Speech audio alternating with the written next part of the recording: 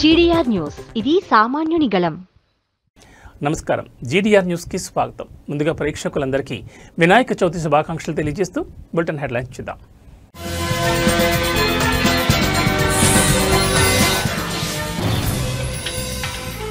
దేశవ్యాప్తంగా వినాయక చవితి పండుగ శోభ అంగరంగ వైభవంగా స్వాగతం పలికేందుకు ప్రజల ఉత్సాహం.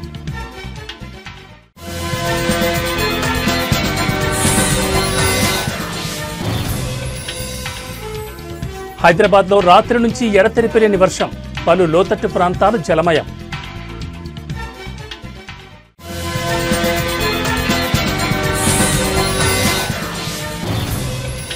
మూడు రోజుల పర్యటన నిమిత్తం భారత్కొచ్చిన ఫిజీ ప్రధాని, ఎవరూ మీతో సంతోషంగా లేరని వ్యాఖ్యానించిన ప్రధాని.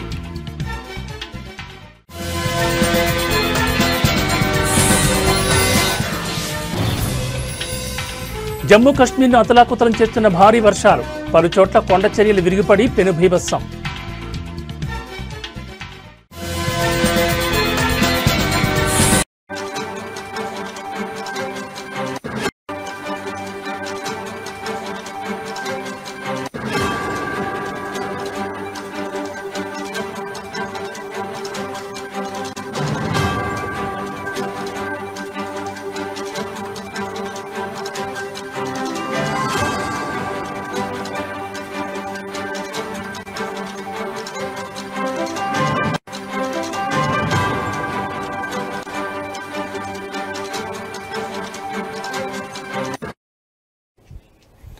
బులెటిన్లో బ్రేకింగ్ న్యూస్ చూస్తున్నాం. దేశవ్యాప్తంగా వినాయక చవితి పండుగ శోభ అంగరంగ వైభవంగా కొనసాగుతోంది. వినాయకులకు స్వాగతం పలికేందుకు ప్రజలు ఉత్సాహం చూపుతున్నారు. తెలుగు రాష్ట్రాల్లో ఈ పండుగకు విశేష ప్రాధాన్యత ఉంది. నెల రోజుల ముందు నుంచే ఉత్సవాలకు ఏర్పాట్లు జరుగుతున్నాయి. ఇప్పటికే వీధి వీధిన గణేశుడి విగ్రహాలు దర్శనమిస్తున్నాయి. రకరకాల రూపాల్లో వినాయక విగ్రహాలు ఆకర్షిస్తున్నాయి. పర్యావరణ పరిరక్షణ కోసం మట్టి విగ్రహాలను ఏర్పాటు చేయాలని చెప్పి చాలామంది ప్రజలు కోరుతున్నారు. వినాయక చవితి పండుగకు దేశం మొత్తం సిద్ధమైంది. అంగరంగ వైభవంగా స్వాగతం పలికేందుకు ప్రజలు ఉత్సాహంగా ఉన్నారు. ముఖ్యంగా తెలుగు రాష్ట్రాల్లో ఈ పండుగకు విశేష ప్రాధాన్యత ఉంది. నెల రోజుల ముందు నుంచే ఉత్సవాలకు ఏర్పాట్లు మొదలవుతాయి. ఇప్పటికే వీధి వీధిన గణేశుడి విగ్రహాలు దర్శనమిస్తున్నాయి. వాటిని చూడడానికి ప్రజలు ఆసక్తిగా ఎదురుచూస్తున్నారు. రకరకాల రూపాల్లో ఉన్న విగ్రహాలు భక్తులను ఆకర్షిస్తున్నాయి. పర్యావరణ పరిరక్షణ కోసం మట్టి విగ్రహాల ఏర్పాటుపై ప్రజలు దృష్టి సారించారు. గణేశుడి ఆశీస్సులతో అందరి జీవితాల్లో సంతోషం, శ్రేయస్సు నిలవాలని కోరుకుంటున్నారు.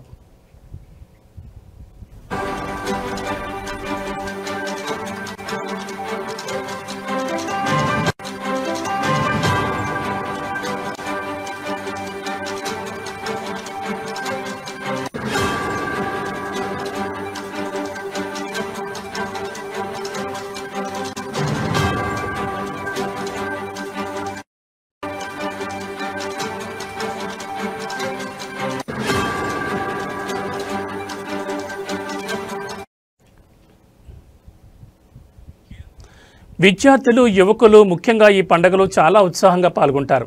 కళాశాలలు, పాఠశాలల్లో ప్రత్యేక పూజలు నిర్వహిస్తారు. వినాయక చవితి సందర్భంగా తెలుగు రాష్ట్రాల్లో ప్రత్యేక ప్రసాదాలు తయారు చేస్తారు. ముఖ్యంగా ఉండ్రాళ్ళు, కొడుములు, లడ్డూలు, పులిహోర వంటి ప్రసాదాలు వినాయక చవితికి ప్రత్యేకమైన మండపాలను ఏర్పాటు చేసి అక్కడ వినాయకుడిని కొలువు తీరుస్తారు. 10 రోజుల పాటు ఉత్సవాలు నిర్వహిస్తారు. గణేశుడికి ఇష్టమైన ప్రసాదాల్లో మోదకం ఒకటి. ఈ పండుగకు ప్రతి ఇంట్లో మోదకం చేస్తారు. ప్రతి సంవత్సరం గణేశుడి పూజల కోసం లక్షల సంఖ్యలో విగ్రహాలను తయారు చేస్తారు. గణేశుడి విగ్రహాలను విభిన్నమైన థీములతో తయారు చేస్తున్నారు. పర్యావరణం, సామాజిక అంశాలు, రాజకీయ అంశాలను కూడా థీములుగా వాడుతున్నారు.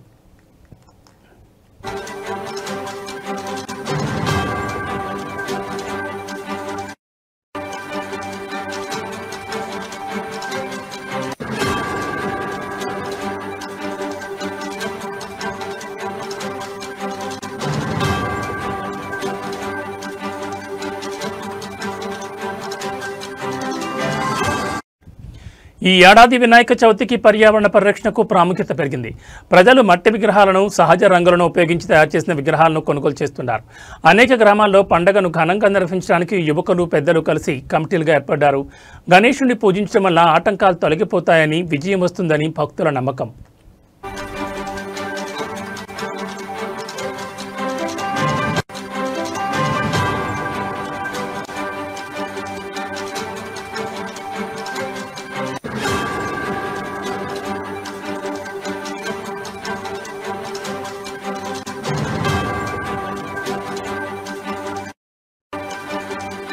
వినాయక చవితికి 10 రోజుల ముందు నుంచే ఆధ్యాత్మిక వాతావరణం నెలకొంటుంది.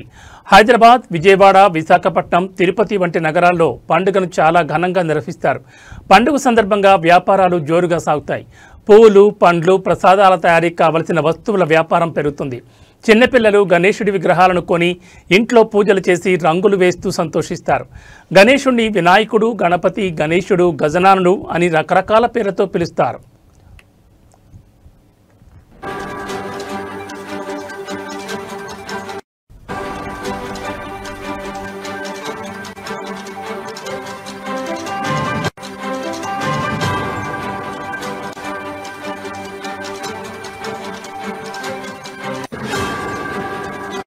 ఈ ఏడాది కొన్ని గణేశుడి విగ్రహాలు 50 అడుగుల కంటే ఎక్కువ ఎత్తులో ఉన్నాయి. వీటిని చూడడానికి ప్రజలు ఆసక్తిగా ఎదురుచూస్తున్నారు. భారతదేశంలో మాత్రమే కాకుండా ప్రపంచంలోని ఇతర దేశాల్లోని భారతీయులు కూడా వినాయక చవితిని ఘనంగా జరుపుకుంటారు. వినాయక చవితిని మొదటిసారి మహారాష్ట్రలో నిర్వహించారు. బాల గంగాధర్ తిలక్ దానిని ఒక జాతీయ పండుగగా చేశారు. ఈ పండుగ ఐక్యతను ప్రోత్సహిస్తుంది. ఒకే చోట అన్ని మతాల ప్రజలు కలిసి ఈ పండుగలో పాల్గొంటారు.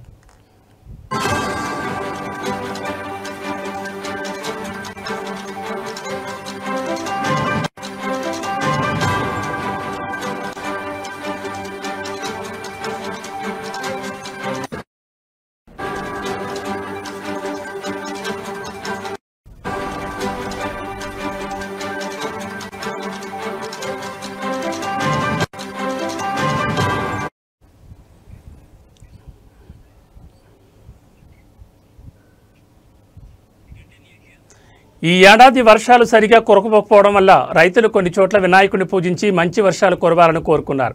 వినాయకుడి పూజలో పత్రి, పూలు, పండ్లు తప్పనిసరి.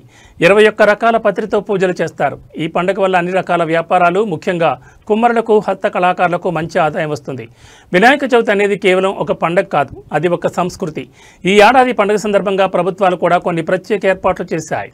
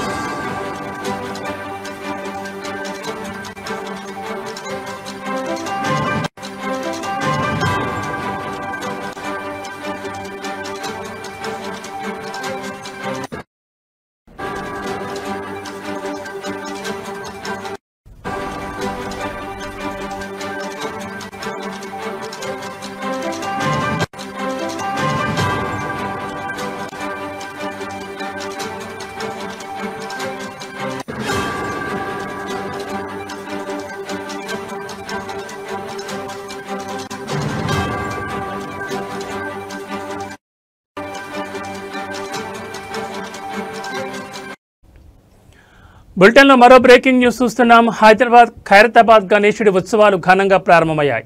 తెలంగాణ గవర్నర్ జిష్ణుదేవ్ వర్మ తొలి పూజ చేశారు. ఈ కార్యక్రమంలో మంత్రి పొన్నం ప్రభాకర్, ఎమ్మెల్యే దానం నాగేందర్, కాంగ్రెస్ నేతలు పాల్గొన్నారు. వర్షం కురుస్తున్న ఖైరతాబాద్ బడా గణేష్ను దర్శించుకునేందుకు భక్తులు పెద్ద ఎత్తున తరలివస్తున్నారు. ఈ ఏడాది స్వామివారు శ్రీ విశ్వశాంతి మహాగణపతిగా దర్శనమిస్తున్నారు. 69 అడుగుల ఎత్తు, 28 అడుగుల వెడల్పుతో విగ్రహాన్ని తీర్చిదిద్దారు.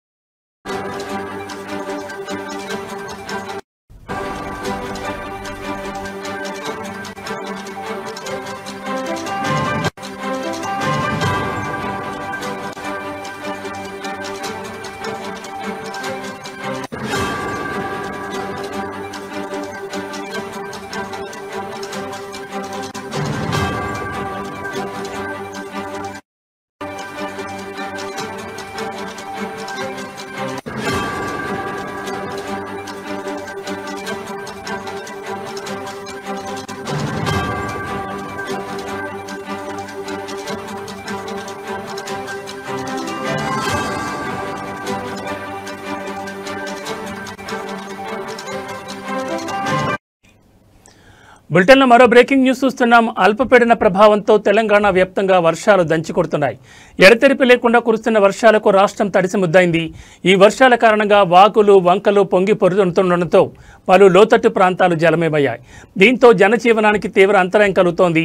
ముఖ్యంగా వినాయక చవితి వేడుకలకు ఈ వర్షాలు ఆటంకంగా మారాయి.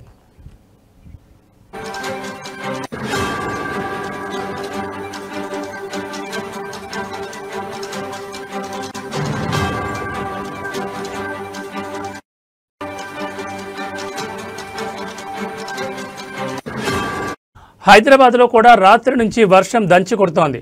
ఈ నేపథ్యంలో హైదరాబాద్ వాతావరణ శాఖ రాష్ట్రంలోని పలు జిల్లాలకు తీవ్ర హెచ్చరికలు జారీ చేసింది. ఈరోజు రాష్ట్రంలోని 16 జిల్లాల్లో భారీ నుంచి అతి భారీ వర్షాలు కురిసే అవకాశం ఉందని ప్రజలు అప్రమత్తంగా ఉండాలని వాతావరణ శాఖ సూచిస్తోంది.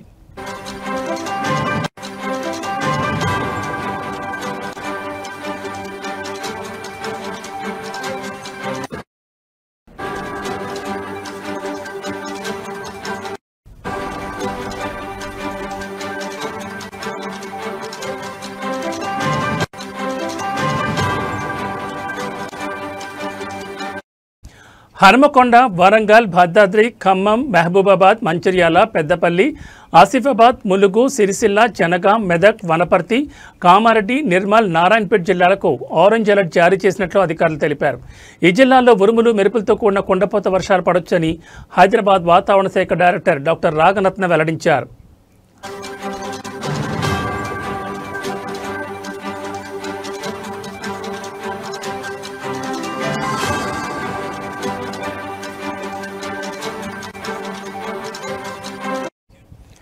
హైదరాబాద్ నగరానికి కూడా ఆరెంజ్ అలర్ట్ ప్రకటించారు. రాత్రి నుంచి నగరంలో నిరంతరాయంగా వర్షం పడుతుండటంతో పలు ప్రాంతాలు ఇప్పటికే నీట మునిగాయి.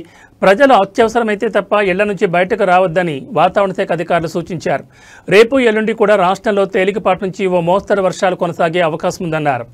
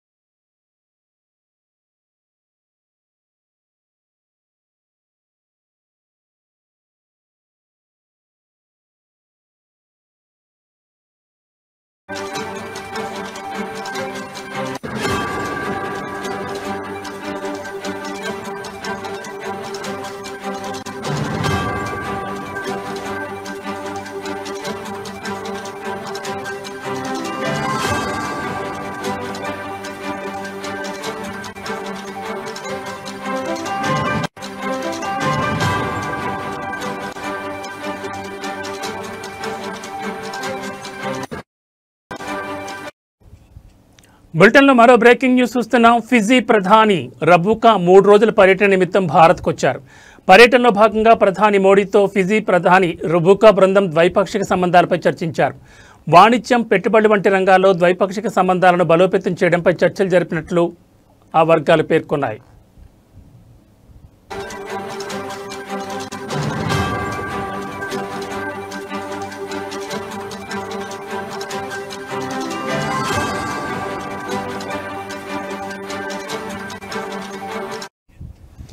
Indian council of world affairs నిర్వహించిన సప్రూ హౌస్లో ఓషన్ ఆఫ్ పీస్ అనే అంశంపై ఉపన్యాసం ఇచ్చిన తర్వాత జరిగిన సంభాషణలో రబుకా మోడీతో మాట్లాడుతూ ఎవరో మీతో సంతోషంగా లేరని, మీరు ఆ అసౌకర్యాలను తట్టుకునేంత పెద్దవారని వ్యాఖ్యానించారు. భారత్పై ట్రంప్ 50% సుంకం విధించడంతో రెండు దేశాల మధ్య ఉద్రిక్త వాతావరణం నెలకొంది. ఈ నేపథ్యంలో ప్రధాని మోడీతో ఫిజీ ప్రధాని రబుకా ఈ విధంగా సంభాషించారు.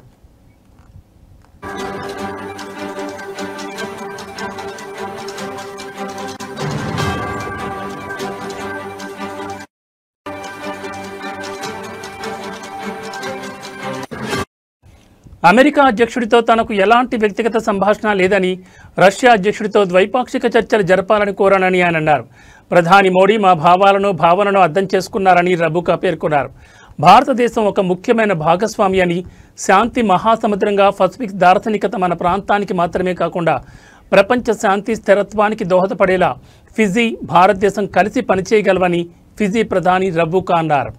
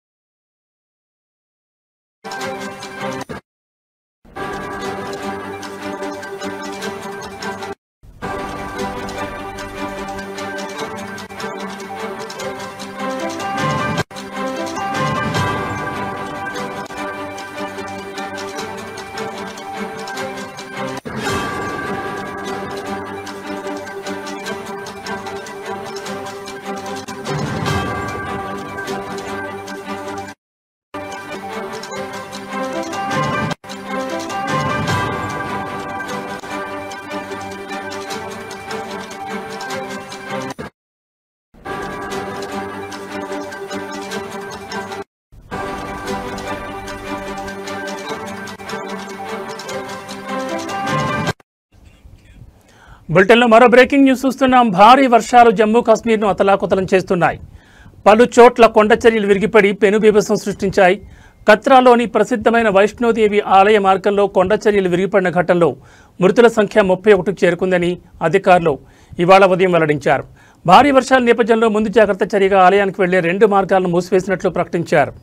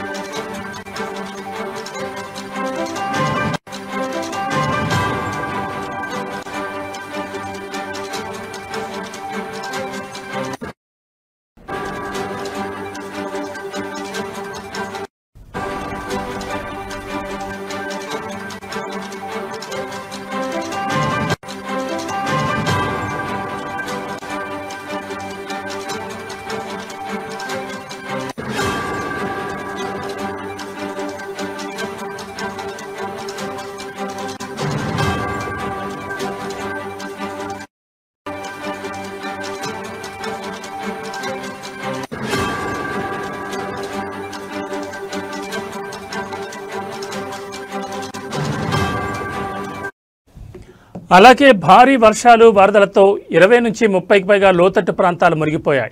బ్రిడ్జిలు, మొబైల్ టవర్లు, విద్యుత్ స్తంభాలు కూలిపోవడంతో పెద్ద ఎత్తున నష్టం జరిగింది. ఆకస్మిక వరదలతో ఫోన్, ఇంటర్నెట్ సేవలు దెబ్బతినడంతో లక్షలాది మంది కమ్యూనికేషన్ లేకుండా పోయింది. మరోవైపు జమ్మూ నగరం, ఆర్ఎస్పుర, సాంబా, అక్నూర్, నాగ్రోటా, కోట్ బల్వాల్, బిష్నా, విజయ్పూర్, పుల్మండల్, ఖటుబా, ఉదంపూర్లో మోస్తరు నుంచి అతి భారీ వర్షాలు కురిసే అవకాశం ఉంది. రియాసీ, రాంబన్, థోడా, బేళ్లవార్, కత్రా, రామ్నగర్, హీరానగర్, గూల్, బనిహాల్లో తక్కువ మోతాదులో వర్షం కురుస్తోంది.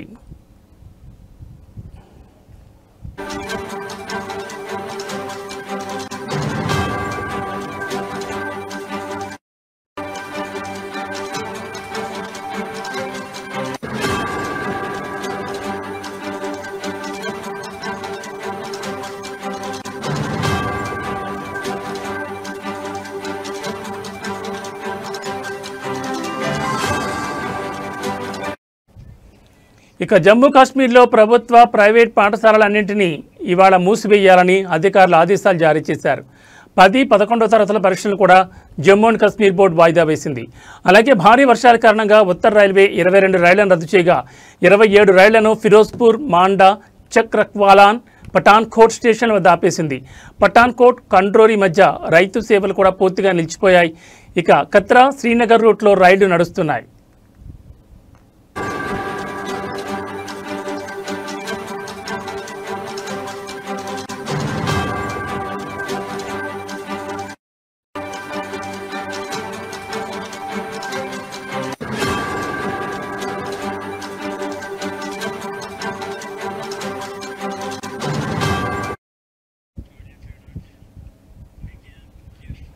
ఇవి బులెటిన్ విశేషాలు. మరో బులెటిన్లో మళ్ళీ కలుద్దాం. నమస్కారం.